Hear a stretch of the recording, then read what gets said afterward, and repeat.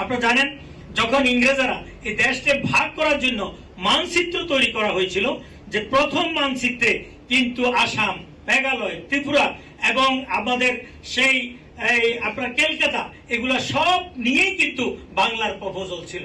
পরবর্তীতে কিন্তু রাতের অন্ধকারে কৌশলে এই অঞ্চলগুলোকে কাট করে দিয়ে বাংলাকে শুধু আলাদা করে এটাকে স্বাধীন করে দেওয়া হয়েছে। তাহলে বোঝা গেছে বাংলা নিয়ে ষড়যন্ত্র ছিল দীর্ঘদিন থেকে।